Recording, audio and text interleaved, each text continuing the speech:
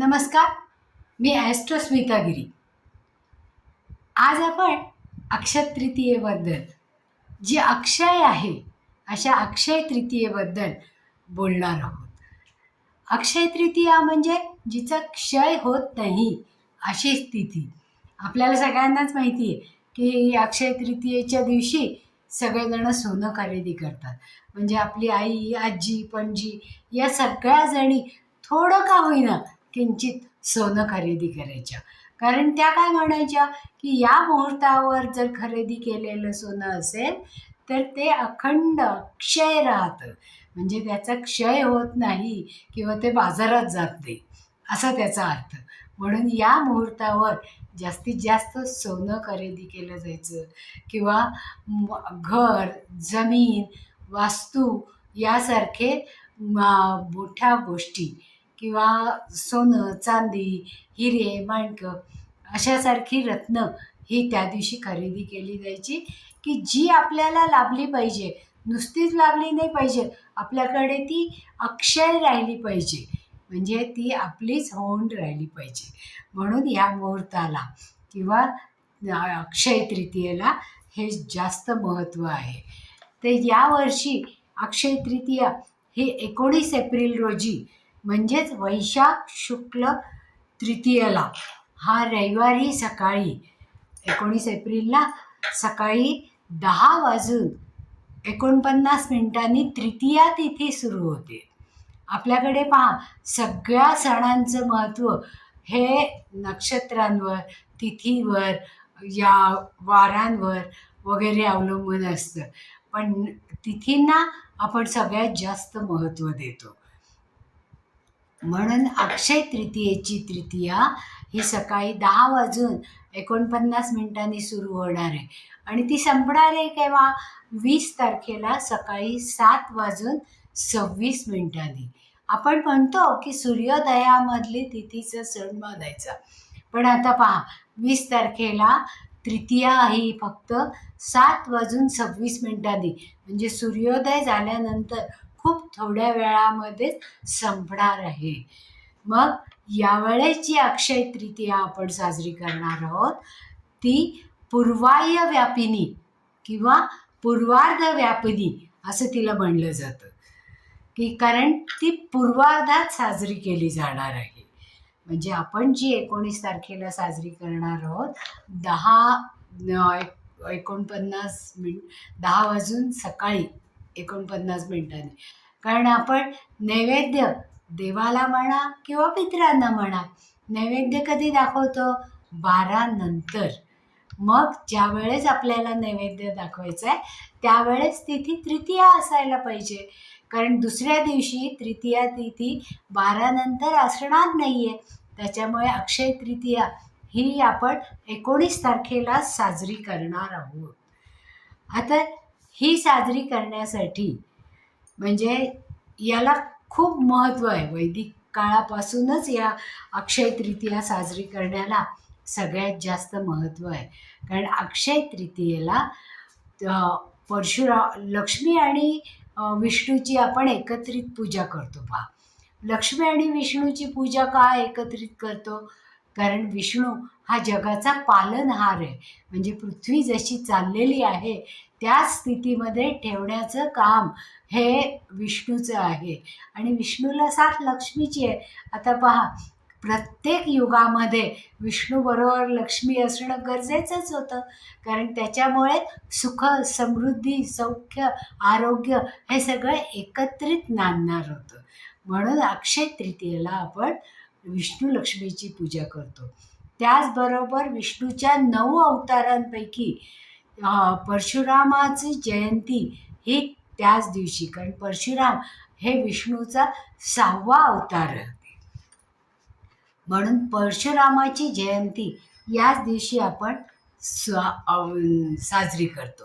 त्याचबरोबर त्रेतायुगाला प्रारंभही अक्षय तृतीयेच्याच दिवशी झाला.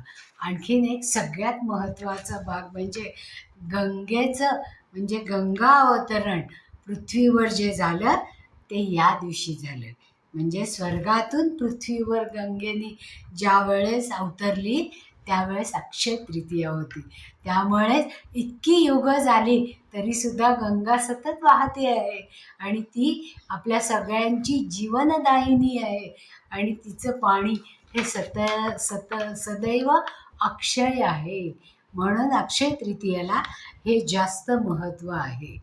आता अक्षय तृतीयेला आपण काय काय करतो की जसे देवांची पूजा करतो, स्नान, पूजा, दान, जप, तप, ध्यान आणि तर्पण हे सगळं अक्षय तृतीयेला करतो.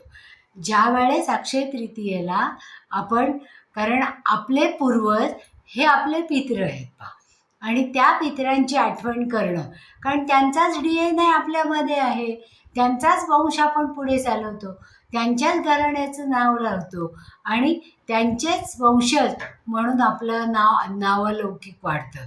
मग अशा वेळेस आपल्या पूर्वजांच्या आठवणी प्रित्यर्थ त्यांना काहीतरी भाग किंवा त्यांची आठवण काढून त्यांच्यासाठी नैवेद्य अर्पण करणं हे आपलं कर्तव्य आहे.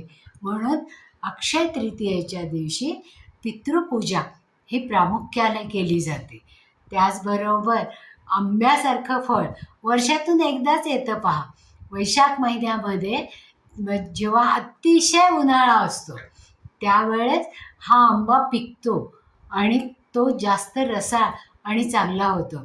वर्षातून एकदाच येणारे हे फळ आहे आणि ते फळ आपल्याला वर्षभर आरोग्यदायी ठेवतं. कारण आता विज्ञानाप्रमाणे आपल्या लिव्हरमध्ये व्हिटॅमिन ए साठवण्याचं तेवढं एकच साधन आहे. म्हणून नेहमीच म्हणतो की आंब्याच्या सीझनमध्ये आंबा हा खाणं गरजेचंच आहे. त्याचप्रमाणे आपण आंबा हा फळांचा राजा आहे आणि म्हणून आपल्या जे पूर्वज आहेत त्यांना आदर दाखवण्यासाठी अक्षय तृतीयेला आंब्याची खरेदी केली जाते. आंब्याच्या रसाचा नैवेद्य दाखवला जातो. आंब्यानी होम, हवन आणि तर्पण केलं जातं त्याच्यासाठी. कारण हा जो फळांचा राजा आहे ती कृतज्ञता दाखवण्यासाठी, आपल्या पितरांसाठी कृतज्ञता व्यक्त करण्यासाठी आपण आंब्याचं त्या दिवशी नैवेद्य हा दाखवतो आणि आपण त्यांचे सदैव ऋणामध्ये आहोत ही जाणीव आपल्याला सतत राहते. आता त्या दिवशी पितरांसाठी सगळ्यात पहिल्यांदा आपण उपवास करून त्यांच्यासाठी नैवेद्य बनवतो आणि नैवेद्य पूर्णान्नाचा बनवतो. देवाला पुरणपोळी आणि पितरांना आंब्याचा रस.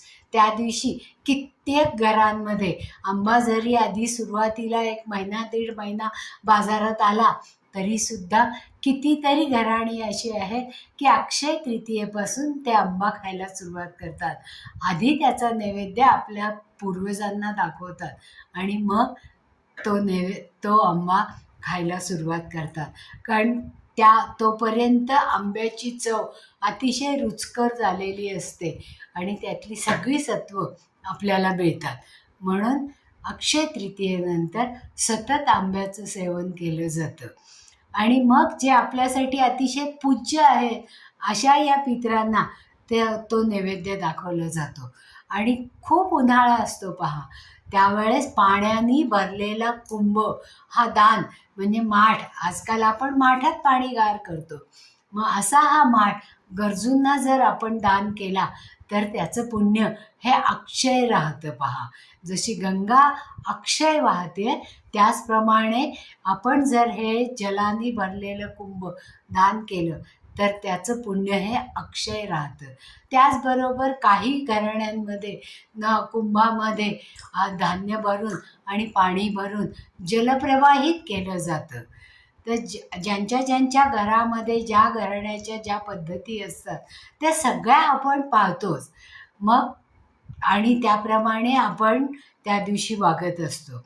आता पितरांची पूजा करताना दक्षिणेकडे तोंड करून आपण बसतो आणि पितरांना त्या दिवशी तर्पण देतो.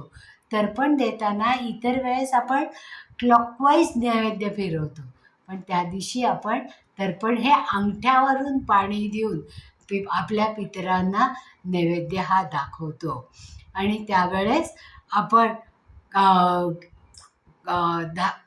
काय काय म्हणतो की जे मंत्र आहेत त्या मंत्रांनी आपण त्यांची आठवण काढतो आणि त्यांच्यासाठी हे दान करतो आणि तर्पण करतो. त्यांच्या नावाने आपण छत्री देतो, अ, शय्या देतो आणि कांबळं किंवा शय्या असं देतो.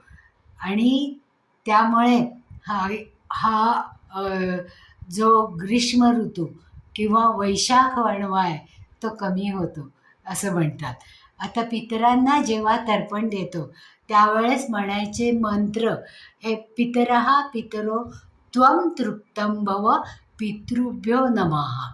12 वाजून गेल्यानंतर आपण पितरांना नैवेद्य दाखवतो आणि मग त्यावेळेस हे मंत्र जर म्हणले तर ते जास्त चांगल्या पद्धतीने तृप्त होतात. त्याचबरोबर सर्व पितृशांती मंत्र हे खूप सगळ्या ठिकाणी माहिती आहेत पहा.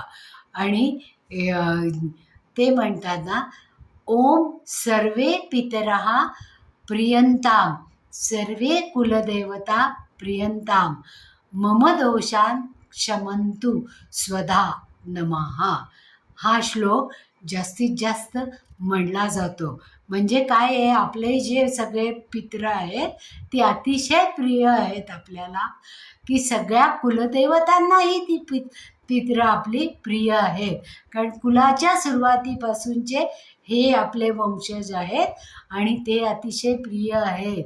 मग आपले सगळे दोष दूर करण्यासाठी क्षमा मागून आपण त्यांना नमस्कार करतो आणि हा नैवेद्य अर्पण करतो.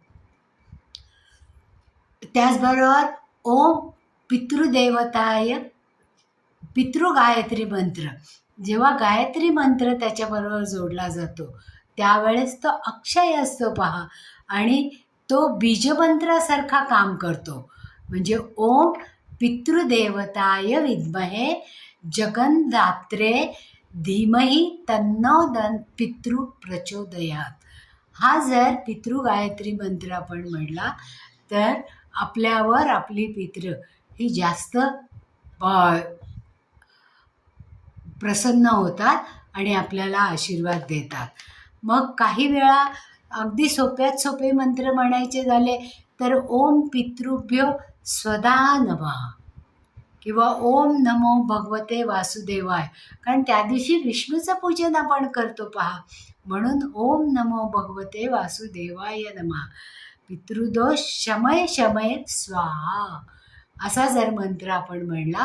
कारण त्या दिवशी आपण होम करतो, गौरी घेतो, त्याच्यावर तूप गाईचं तूप घालतो, त्याच्यावर थोडासा आंबा पिळतो आणि कापराने हा होम पेटवतो आणि त्याच्यामध्ये हा नैवेद्य आपण अर्पण करतो की जो आपल्या पितरांपर्यंत पोचतो. म्हणून ओम पितृभ्य सदा नमः आणि ओम नमो भगवते वासुदेवाय पितृदोषम शमनम शमय शमय स्वाहा. हा मंत्र जर आपण म्हणलं तर आपल्याला त्याचं पुण्य हे जास्त मिळतं. म्हणजे पितृदोष निवारणासाठी आपण पितरांची पूजा तर करतोच, त्याबरोबर गरजूंना पाण्याने भरलेला कलश, छत्री, पंखा किंवा अन्नाचे दान करतो. आता पहा, पितृदोष दूर करण्यासाठी कितीतरी मंदिरांमध्ये रोज अन्नदान केलं जातं. मग त्यावेळेस जर आपण हे जी हरभऱ्याची डाळ, गूळ, तूप, तांदूळ हे दान करायचं असतं, ते जर दिलं तर ते गरजूंच्या मुखी पडतं आणि आपल्याला त्याचं पुण्य मिळतं. सगळ्यात श्रेष्ठ दान कुठलं आहे तर अन्नदान आहे. आणि ते जर आपण अक्षय तृतीयेच्या मुहूर्तावर केलं तर आपल्याला त्यापासून अक्षय पुण्य मिळतं. म्हणजे जे काही कर्म आपण केलेली आहेत ती ज्याचा दोष लागण्यापासून ते कमी केले जातात. तर आवडलं असेल तर लाईक करा, सबस्क्राईबही करा आणि हीच माहिती तुमच्या सगळ्या मित्रमैत्रिणींपर्यंत पोचवायची असेल तर शेअरही करा. कारण आपल्याला अक्षय तृतीयेला सोनं घेतात हे माहिती आहे, पितरांची पूजा करतात हेही माहिती आहे, पण बरीचशी माहिती वैदिक काळापासून चालू आहे. हे आपल्याला माहीत नाही. तर आपण या गोष्टींचा विचार साकल्याने करू आणि पुन्हा भेटूया पुढच्या व्हिडिओच्या वेळी. धन्यवाद.